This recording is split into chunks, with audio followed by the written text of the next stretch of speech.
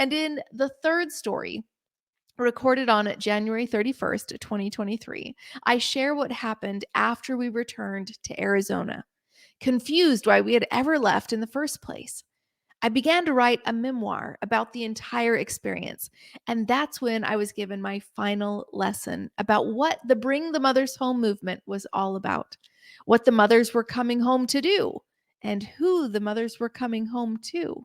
If you're a purpose driven female entrepreneur who is passionate about building your own business and fulfilling your mission without sacrificing your family, then we invite you to join the Bring the Mothers Home movement, where we'll help you gain clarity, confidence, and courage to rise to your full potential and become who you were made to be.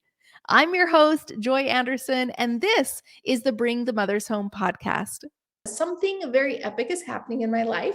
As you know, my birthday is actually, quote, today on Tuesday, January 30th, because that's when this episode will release. Right now I'm filming it. It's the night before, but so happy birthday to me. It's also an epic birthday. It is number 40. I am 40 years old. Oh my gosh, it's crazy. And the one thing that I had a goal for with my 40th birthday, it was this one thing.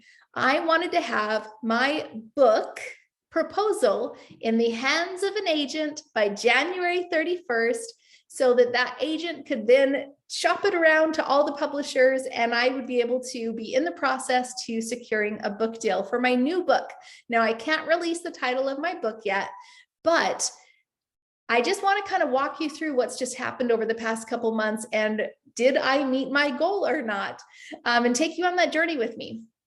So if you remember back in the fall, I was writing a lot of my book. I was also working on the book proposal, which is really hard. It's supposed to be 50 pages of like marketing and your author bio and like synopsis of every chapter plus sample chapters.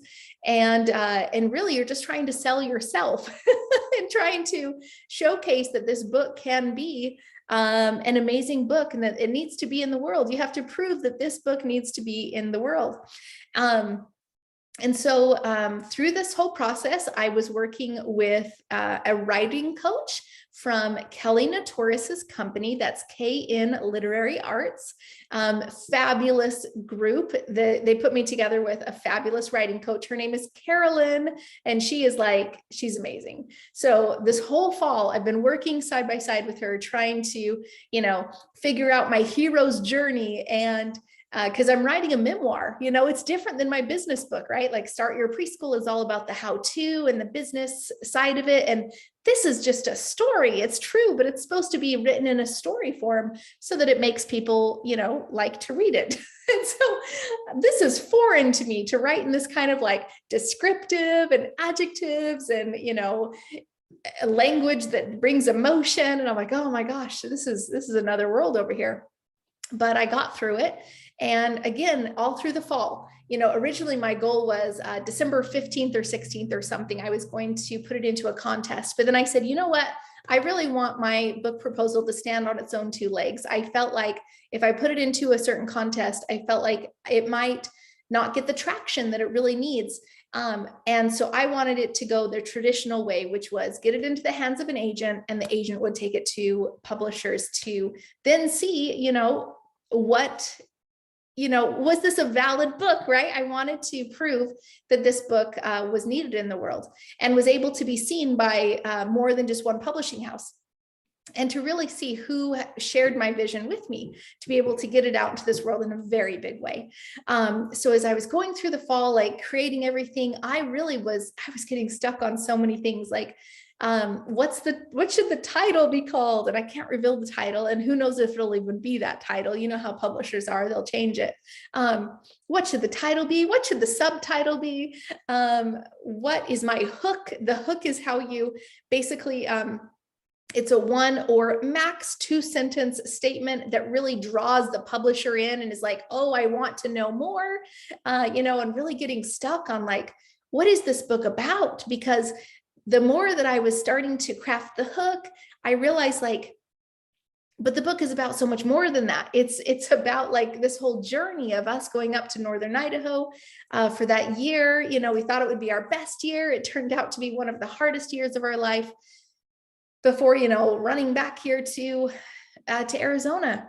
And so what is this book all about? What's the purpose of the book, right? That was the biggest thing. Like, if I write this story, great. This obviously was part of my life, but how is it going to help anyone else, right? And just had to get real clarity on that. So I finally finished the book proposal. I had to push it off a little bit. So it wasn't December 15th that I was going to be done. I then set a new deadline of January 31st. I said on January 31st, it will be in the hands of an agent. And that was my date, my 40th birthday, January 31st. Here's the crazy thing though, my friends. All I knew was I had the process to get the book proposal done. I had my writing coach, and I knew the exact process that my book proposal would be done by, I think it was January 13th. And she'd give me some tips to fix it, you know, and stuff like that. But after that, I had no road, I had no path forward of how to actually get it into an agent's hands. Okay. I was like, just all eyes on the proposal, just get the proposal done, proposal. And then after that, I was kind of like, I don't know, but I'll figure that out when it happens. But there was no path ahead of me of what to do. So here we go. We're going into fall, Christmas. It's in my writing coach's hands. She's editing it. And then I'm like, you know, I'm super busy, right? And I'm all of a sudden realizing, wait a second, I feel like I want to launch another podcast. We'll talk about that in a minute. But as we were, you know, January is getting rolling around, I'm starting to write about a lot of things. I'm starting to put myself out there more, make myself, you know, pretty vulnerable and sharing a lot of things that I typically don't share. Honestly, a lot of the even deepest thoughts that I have, and putting those out there and getting some kickback, and really just trying to figure out, you know, is this what I want to do with going this new direction? Why am I even writing a book? Why am I doing a podcast? Like, oh my gosh, why am I doing any of this? This is really hard stuff. And I kind of forgot about like, oh, the book proposal is supposed to come to me. Like January 13th kind of came and went. And like, I'm like, I think she was supposed to send it to me, right? And then the 14th, the 15th, the 16th, the 17th, and finally it's like January 19th or something. And I'm like, I think I'm supposed to have the proposal by now. Because I'm like, I believe there was a January 31st deadline somewhere there, and I do not have the proposal back. And so, you know, I'm messaging her and I'm emailing, and I'm like, I can't even get a hold of her. This is so weird. And anyways, sure enough, all of her emails, she had sent me the proposal on the 13th. All of the emails had gone to my spam folder, which is so wild, because for the entire every other email I had gotten in my inbox, but for whatever reason, from that moment on, from the 13th on, everything went to the spam folder. So I didn't see it. Anyways, I finally found the proposal that she had sent, and I open it up, and she's got such amazing ideas, you know, little things to change, you know, fixing up all the formatting, making it look beautiful. And I'm like, oh, that's awesome. Great. But this is not the proposal that I need to send out. Here's why. In that process of her having my proposal in her hands for that month, while she was editing it, I was going through, obviously, the book had been kind of shelved in my head for a while. Now my head was freed up for a bit to think about, you know, where am I headed with this? How am I going to help women with this? Like, what is my purpose in any of this, right? And I've just been thinking, and all through, you know, early January, putting myself out there, creating a lot of frameworks and trying to see how I'll teach some concepts. And I'm realizing something. This book, which I feel like was a stepping stone to a future framework, I'm like, oh my gosh, there was a moment as I was writing the book proposal that I realized there was something that I have not healed from back in 2016. And I'm carrying a lot of mom guilt from what happened in 2016. And I've never talked openly about what's happened in 2016. And at some point I will. But in writing about it in my proposal, writing about it in my book, it's helping me heal, like just opening up and being aware that sometimes we got to talk about things. We got to put ourselves out there. Sometimes we got to work through things. And I'm realizing like, oh my gosh, all of the difficulties that have happened in 2018, 2019, every other year, all the struggles that I had did not start in 2018, my friends. They started in 2016. And that was the domino that triggered everything else. And until I go back to that moment and start healing from that, forgiving myself, until I start healing from that, it doesn't matter what I try to do in the future because I'm still in a domino effect. You know what I mean?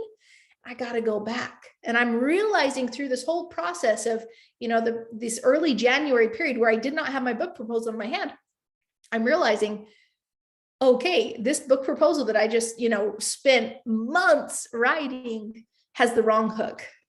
Like it's the wrong message. Like it's the same book, but the angle, the messaging, the container that it lives within to say what this book is about is wrong. And I'm like, okay, so I get the proposal back. I change the messaging. I change the hook. And I'm like, awesome. Now what? And it starts ticking by, and I'm like, okay, well, I don't know that I'll have it in the agent's hands because actually I might need to go like build another platform first, new Instagram, new YouTube, new TikTok, new blog, podcast. Like I maybe need to go build this giant audience first in this other niche that will, then my book I can go promote it to, so maybe I won't even put the proposal in anybody's hands for another 6 to 12 months. That's kind of where my head was. Because some people had told me like, maybe you're not quite ready for this yet, Joy. Maybe you should build a bigger platform first of the people that want to learn about how to break free from mom guilt. And so that's where I was headed. I was like, okay, I'll just go build a new podcast. I'll go build all these things, right? And so I started down the process of like, cool, I'm going to launch a new podcast. And in fact, I was like, I'm going to launch it on January 31st. So I kind of like replaced my two goals. I was like, we'll table the book proposal goal and we'll just start a new podcast instead, which is all fine and good until I realized I don't want to launch it on my own. Like if I'm going to do a podcast, I'm going to do it the right way. And just like 2 years ago, when I launched this podcast and we got it to number 7 in the parenting category of iTunes, I want to launch the new podcast the same way. I want to make sure I go big. I want to make sure that we have the biggest potential for the most people to listen to it, to be able to be helped by it. I mean, it's the only purpose we do anything, right? Is to help others. And so I contacted my podcast launch team and I said, hey, let's go. And they're like, it's at least 6 weeks out. And I'm like, I don't have 6 weeks before January 31st. And they're like, I know it's not going to be January 31st. I said, okay. So I won't be launching my new podcast January 31st, but I will be launching it soon. How soon? I'm not sure yet. Stay tuned. Stay in my emails. You'll be able to hear all about it. But we are in the process, and we're going to be making sure that we do this in a big way so that everybody can hear about it. It's one of these podcasts that is, I mean, you guys know this is a passion project for me, right? I mean, I've got like my many missions on life, but this is a passion project that I feel very strongly about. It'll be called Bring the Mothers Home. I can't even wait. I'm so excited about it. So now, a couple days before January 31st, as you know, I'm like, okay, I guess I'm just tabling the book proposal for, 6 to 12 months, and it'll just sit there waiting for the opportunity. Once I have a giant platform over here, I can then go look for agents. And perhaps it was a bit of I don't know, probably a little bit of imposter syndrome, feeling like, well, I'm not capable yet to talk about this. I'm not prepared yet to stand on my own 2 feet with this topic. Maybe I need to go talk to a bunch of people first. And while that is true that I do need to go talk to a bunch of mothers and hear their stories and share their words and learn about how I can help and serve them, I do know that we have a mission that I can start fulfilling today. And so I had one of my good friends just reach out a couple of days ago. She said, hey, I've got a couple questions about, launching a podcast. Can we jump on a call? And I'm like, yes, I would love to help you launch your podcast. Let me give you all the tips about how we did it, how we're doing it again, and give you the, connection for these amazing people so they can help you with your podcast. And not really knowing where that would go, but jumping on the call nonetheless. I think it was just a couple of days ago and Saturday. So we're on the call, and through the process, she is also launching a book, right? But she's already like 10 steps ahead of me. and she's already been through an agent, and she's already got picked up by a publisher, and she's already got the book deal, and she's launching her book in August, right? And by the way, we will be fully supporting her when she launches her book. And we're even going to be creating a book club coming up. Who's excited about that? A book club.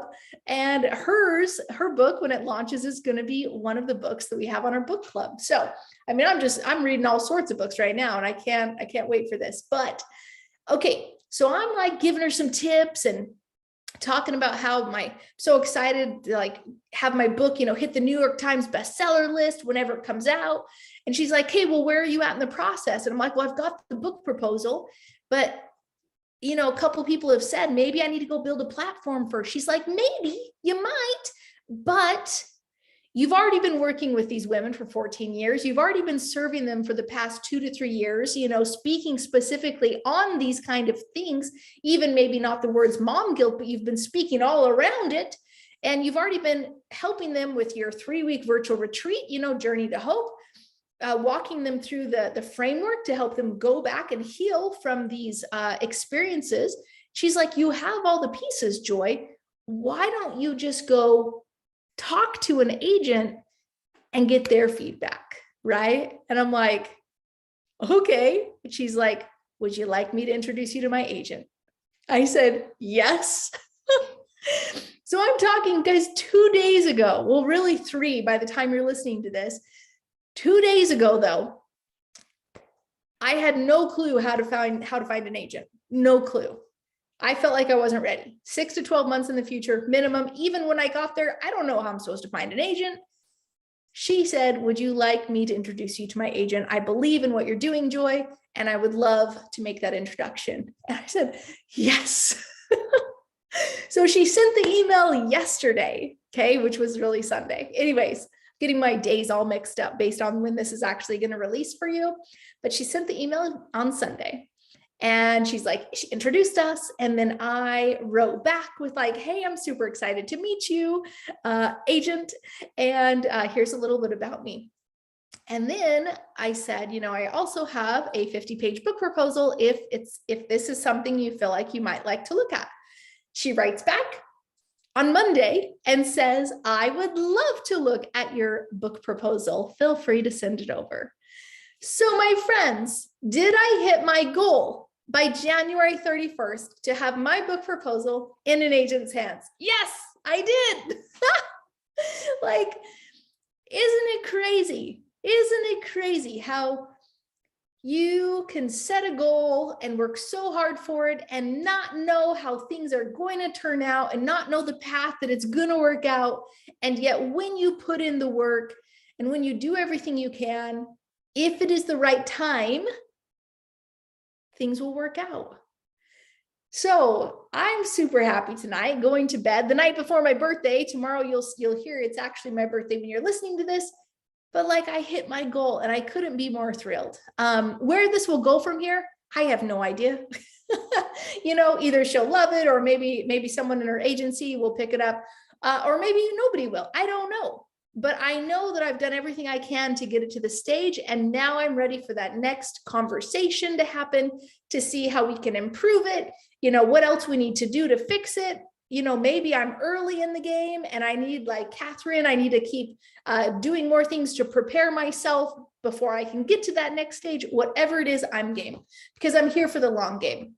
And so this is just what I wanted to share with you tonight, is that whatever you are currently working on, I remember I've been working on like the idea of writing this book for almost 2 years now, right?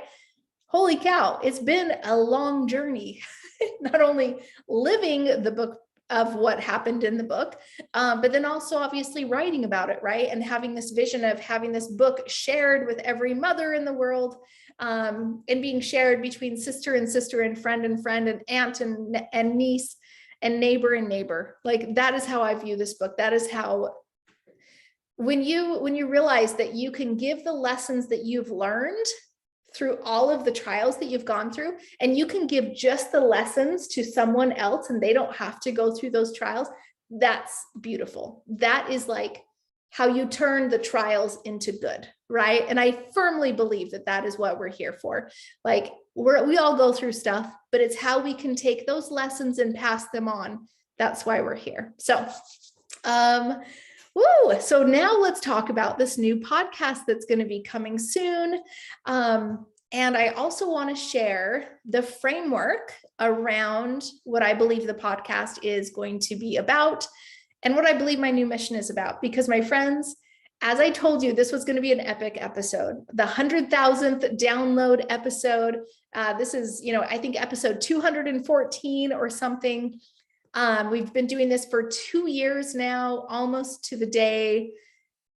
And what a journey this has been. I remember, I think it was probably 3-4 years ago when I first got this phrase come to me, bring the mothers home. And when it came to me, I couldn't really figure out what it was all about. I remember writing an email that day, just like, this is what I feel bring the mothers home means to me. What does it mean to you? And at the time, I thought it had everything to do with preschool. I thought it had to do with helping mothers come home to be able to, spend time with their families and still create that income. And that's the lens that I saw it through, the filter, right, that I saw it through. Then over time, obviously, I've learned that it's not just about preschool. It's about so much more. It's about mothers serving their families and their communities, bringing them home. But, these past couple of years, I've still questioned, like, why did I go up to Northern Idaho thinking that I was going to create these retreats, right? With the curriculum to help women heal their souls. Like, why? We haven't done a single retreat. Why was I given that curriculum from Melody? Why was I put in connection with her? Why did I see the, curriculum being taught in the barn? What is this all for, right? How do we bring the mothers home to what, right? Is it to bring them home physically? Is it to bring them, because you can be physically home and still not emotionally home, right? I think we're all there. Like we can be home, but we're not actually present. How do we bring the mothers home? Is it to be emotionally home so that we're present with our families? How do we bring the mothers home? Is it to help bring them home to themselves so that they feel more confident in themselves and be able to discover their purpose? And, what is it, right? And I have questioned this so many times. And a couple of years ago, I literally asked God, like, what is this? Because I kept getting this phrase, bring the mothers home, over and over. What is this? And I got the impression, this is your podcast. Now, we had built the Preschool All-Stars podcast, and that wasn't it, right? I mean, that's a good podcast. This is the one you're listening to right now, but that's not the podcast that will serve this Bring the Mothers Home mission. And I believe that, you remember I always don't like the word ready. Becky Reed, she's been so phenomenal this past week as we've been voxing back and forth, my ideas, her ideas, trying to figure out, what does all this mean? Where am I going? Where am I headed? What am I supposed to teach? She's been phenomenal to help me get my thoughts together.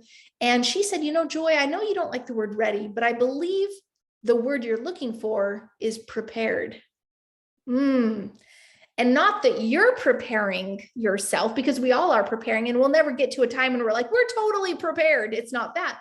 We are being prepared. Oh, now doesn't that take a different tone? There is a time and a place for everything, right? In fact, I am going to look at this really quick. If I can find it, let me see if I can find it really quick. Yes, because I love this. And I actually did search. I was like, okay, I know that's a scripture somewhere. To everything, there is a season and a time to every purpose under the heaven, right? So there is a time and a purpose for everything. Sometimes we have to be prepared before we can go do the thing. So even though we are preparing ourselves, we are doing all that we can do. We don't know the behind the scenes work that is being done in us, for us, through others, to us.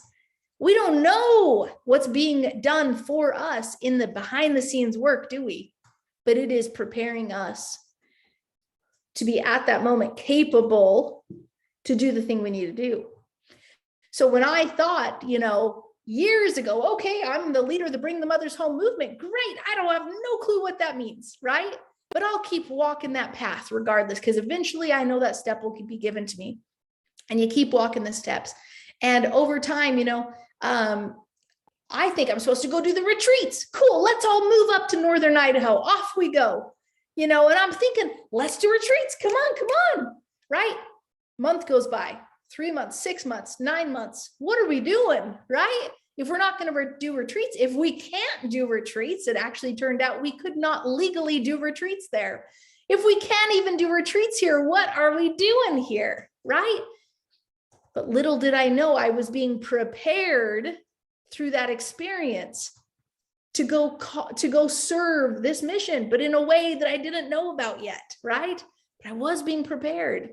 Coming back here, I need to write this book, right? We're being prepared through this whole thing. So I'm talking to Becky Reed this past couple weeks, and this whole time I've just been bringing the mothers home to what am I bringing them home to? Is it so they can start their own businesses? Is it so they can quit their jobs? Is it so they can be with their family? Is it so they can't what, And I remember that in that letter that I had written to myself, which I believe was a download from God a couple of years ago, it was serving their families and their communities. And I'm like, well, what does that mean? What is a community? Because I don't serve my local community. I mean, yes, I serve my family. I serve All Stars and other people in the world, but I don't serve my local community. So it never resonated, right? And then the coolest thing, Becky and I are talking back and forth. And we bounce off, and I'm like, what is this? Bring the mothers home. And that word home is just really resonating with me. Home, what is home, right? Is it the place we live? Well, some people would say that their home is not, it's a house and they don't want to be there because there's some really difficult things going on. So what is a home, right? And is it within us, And I Google. Now, personally, I'm a member of the Church of Jesus Christ of Latter-day Saints. And so I Googled, what is home LDS? Because I wanted to figure out, what does my church believe about home, And I just felt there was something there for me. And in fact, if you will, my friends, I am going to play a video because I feel really strongly that this led me in the exact direction that I need to share with you. So give me 1 second here. When I find it.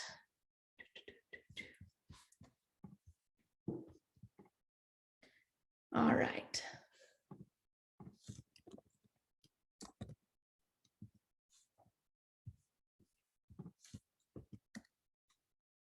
Getting close, my friends. Thanks for being so patient. Okay, there we go. Okay, so I came across this video that popped up. And as I was watching the video, I was like, okay, that's interesting. 1 second, I'm going to kind of scooch it forward here. Signed questions of how does history, full instinct. Okay, so in this video, they're talking about inside of creatures, inside of mammals, inside of butterflies, whales, dolphins, all these different creatures on the earth, there is this instinct within them to return home, right? This, penguins travel all these miles, right, to this one place. Butterflies migrate, there is within them this instinctual thing that calls them home, right? And I was watching this video, and I'm going to play the video, and I want you to listen to it. And at the end, there was something that happened in the middle that I will share at the end of this video, but I'll tell you, I finally got the answer to what the Bring the Mothers Home movement is. So go ahead and watch this movement, or watch this movie here. We cannot help but also ask the question, is it possible that human beings have a similar yearning, an inner guidance system, if you will, that draws them to their heavenly home? I believe that every man, woman, and child has felt the call of heaven at some point in his or her life. Our beloved Father in heaven has given us the light of Christ, and deep within each one of us, a heavenly stirring urges us to turn our eyes and hearts to him. Some might suppress this yearning and deaden their souls to its call. But those who do not quench this light within themselves can embark on an incredible journey, a wondrous migration toward heavenly climes. When you walk the path of discipleship, when you move toward Heavenly Father, there's something within you that will confirm that you have heard the call of the Savior and set your heart toward the light. It will tell you that you are on the right path and that you are returning home.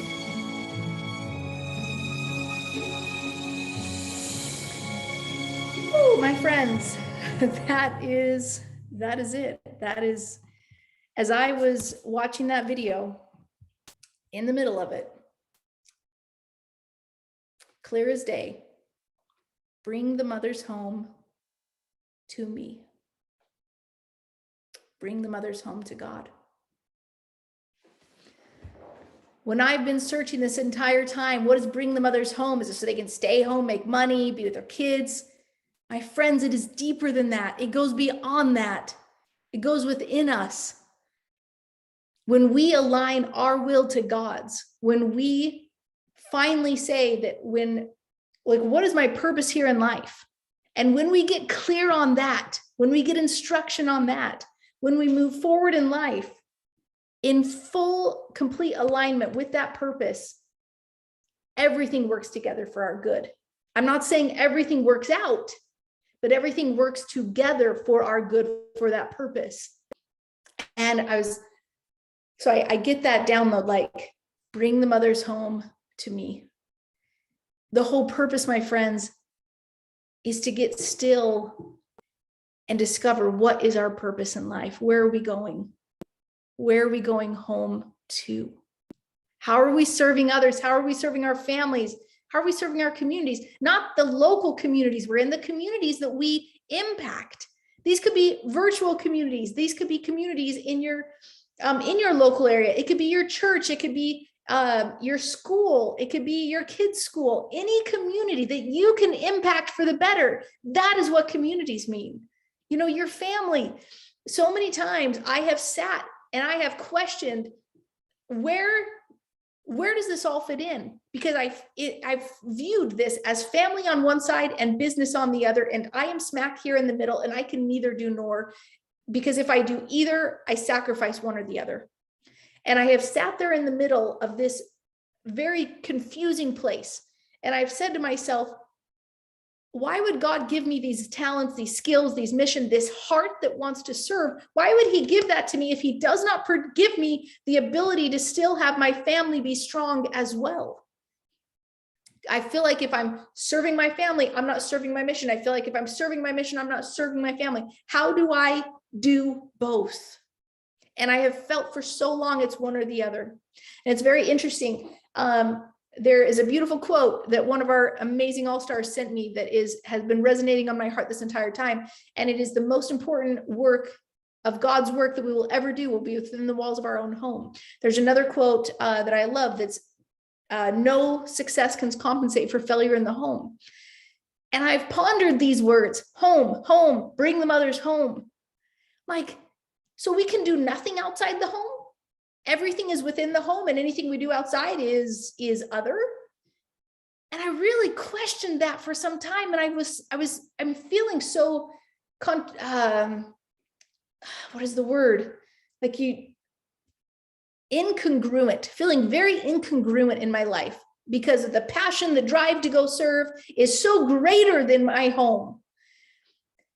And I was talking to Becky back and forth, trying to figure this out. I'm saying, Becky, why are we told this? Why are we told it is so important to serve inside of our home when we have all these talents to go serve other places as well? And she said, Joy, we have never once been told to only serve in our home. We have been told to go love others. We have been told to go serve others. We've been told to go help others, to go outside of our home to go serve. That is why we have talents, to go grow them, but not at the sacrifice of our family. Ah, there it is.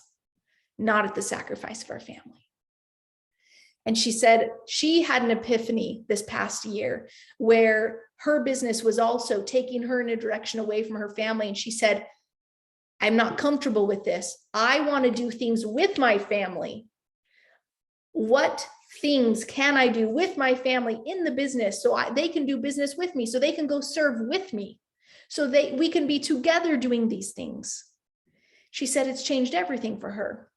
I think also of a similar framework. I view this a little bit differently. I view this, and in fact, I would have drawn this out for you, but I'll just visualize it for me, or visualize it with me. Imagine a target, okay? Imagine a target, okay? You've got the center, the bullseye, yes? And then you've got the circles that expand out, right? Okay. For so long, I viewed business and my mission and family, two different circles, and me in the middle, confused, stuck, can't serve either one of them well, because if I'm serving one, I'm not serving the other.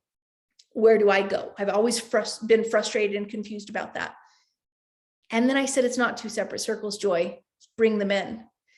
And I view this now as a target with God in the center. And if we always align our will to his, okay, or get as close as we near can, right? I mean, because come on, we're still figuring this out. But if we can align our will to his, if we can get in tune with what our purpose is on this earth, what are our unique talents and skills and things that we can develop? How are we meant to be vehicles and be used so that we can serve others, right? What should we do in our life, right? And a huge portion of that is within our family. And there are other skills and talents that are meant to be expanded upon, to go beyond our family, my friends, but not all at once. Sometimes, and I'll tell you, there are some times when I go to church and I'm like, I cannot do all this. Like, it is too much. And there are just a gazillion things that I'm supposed to be doing. And I'm like, I can't. And I feel worse afterward because it's so much. I'm like, I can't do it. Right? God doesn't want us to feel like that. Like, there is so much we can do, but here's the kicker, my friends. Oh, it's so good. So view this as a target, God in the center. You're next, okay? You're the next center circle out. Sometimes we got to serve ourselves for a little bit. Sometimes we got to make sure that we're okay. When that happens, then we can serve our families, right? We can expand out to serve our families. Beyond that, we can serve our communities, right? But the thing is, we don't have to be serving everybody every time at once. We can go out and we can serve our communities and we can come back. And we can serve our family and we can come back. And we can work on ourselves and we can come back, right? Like, we're just this. And I told Becky, I said, what has helped me, because I am such a short-sighted vision person. I see things literally sometimes only an hour ahead of me. My daughter laughs and stuff because she wants to know everything that's going on. What are we having for dinner? College? Where are you going to college? Gosh, she's 12 years old. She's like, where am I going to college? Okay. So I see things so short. Like, she'll come to me and be like, what are we having for dinner? I'm like, it's 9 a.m. I know what I'm doing for the next 2 hours. Like, I don't know what we're doing for dinner, but when it is 5 o'clock, I will figure that out. And like, what are we doing tomorrow? When is this going to happen? And I'm like, I got today, girl. I got today. That is what I can tell you today. And so therefore, when I have all these strong emotions and like missions and like things I want to accomplish, I'm like, let's do it now. And I feel so overwhelmed because I cannot do that now. I can't accomplish everything I want now. And so frustrating, right? So when I view this circle, and this is what I told Becky, I view this target. I said, Becky, everything within this is all of our abilities, our skills, our talents, our abilities to serve. But I said, Becky, this is our whole life. Becky, we got our whole life to do this. No longer do we need to have guilt within us to say, oh, but I didn't do this with my family today, or I didn't do this with my mission today, or I didn't do this for this person today. Oh my gosh, like I'm just failing in these things, right? Or I've made this mistake, or I made this mistake here. I didn't, magnify my callings for the past 6 months, 12 months, 6 years. I don't even know. My point is, like, this is our whole life. And God's given us like this whole time to be able to go out and come back and out and come back in all these different areas, but never all at once. but we have our whole life to do it. So my friends, that has given me so much like peace, knowing that we do not have to do everything at once. We're not meant to. We're meant to like not run faster than we have strength to walk, right? I think that's another one, like, which is helpful for me to keep saying over and over in my head, because I just want to run. I just want to get so much accomplished, right? I just have so much to share. So this is what I'll leave you with tonight. If you are having the same feelings, that you are questioning, like, what is my purpose here? What are my talents? What are my unique abilities? Where am I meant to serve? Just take some time and get still. You have the ability to receive that knowledge for yourself. And I will help you along the way in whatever way I can, helping to provide little frameworks and little ways to see things differently as I create our new podcast that's going to be launching soon. And I hope you'll join me with it. I hope we'll be able to share the message and get it to the top 10 again of the, this will be the self-improvement category in iTunes. And I just can't wait for the next chapter of the Bring the Mothers Home movement. So I thank you for being with me on this entire journey. And I'm so grateful for you. Every single one of you has helped me to be able to get more clarity on this. And hope you have an amazing time. Friends, if you've enjoyed listening to this episode, could I have your help? Could you please do 3 things for me? First, would you subscribe to this podcast? I don't run any ads on it. And so the best way to help me is to do these 3 things. First, subscribe to the podcast. Second, go ahead and rate this episode. Did I earn your 5 stars? I hope so. And add a little bit of a review. Apple and Google Podcasts, they love when you subscribe, rate, and review. It tells them that this is a worthy podcast. And my friends, I have poured 4 years of my life into this mission, this movement, and it all begins with this podcast. So please help me share this message by subscribing, rating, and reviewing. And of course, please share it with others. In fact, I'm even running a contest right now where you can win $1,000 cash. Just go to joyanderson.com to enter, and you hopefully will win the lucky $1,000. Again, just go to Joy Anderson, that's SON, joyanderson.com to enter right now.